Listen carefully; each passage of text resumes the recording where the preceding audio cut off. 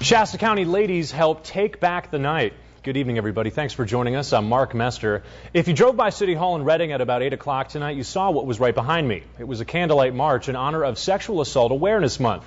Now, that was followed after several sexual assault victims spoke out on their stories of survival at the City Council chambers.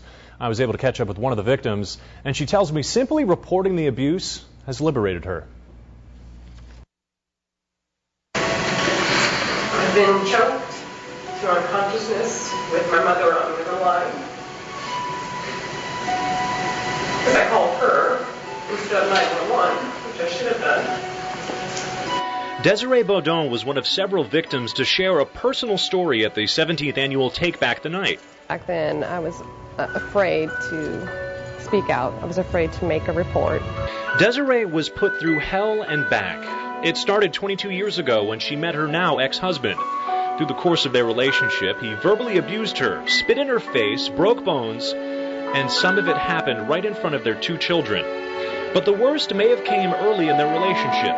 Desiree was raped by a stalker, and her husband told her she deserved it. Wednesday night was her turn to speak out, so other women don't fall into the same trap. It's just been so awesome being able to speak out and give other women hope. That is the message that we're trying to send tonight, that there is hope, that there is support, and that we not only want a victim to report and seek services to become a survivor, but we want to see them actually a thriver. Katie Middletti works with the Shasta Women's Refuge, the event's main sponsor. Katie says sexual assault is a very underreported crime, which makes Shasta County abuse statistics all the more daunting. According to the DA's office, law enforcement made about 1,500 arrests related to domestic or family violence in 2010 and 2011. Of those, 909 were felony charges, and 138 were rape or sexual battery. During that time, the Shasta Women's Refuge served about 183 sexual assault victims.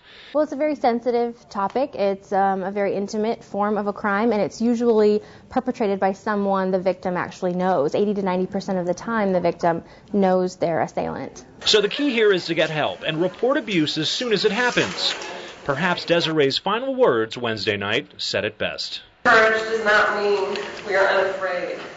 Having courage and showing courage means we face our fears. We are able to say, I have fallen, but I will get up. Right. And if you're a victim of anything, you can contact 911 or you can contact the Shasta Women's Refuge. We'll have more on this story tonight on our website, krcrtv.com. And I just wanted to point out on a personal note, only about a dozen men were at tonight's meeting, and I think that shows that more of us need to show up so we can help combat this terrible problem that's not only in our county but our country. And we'll have more on the story coming up. Well,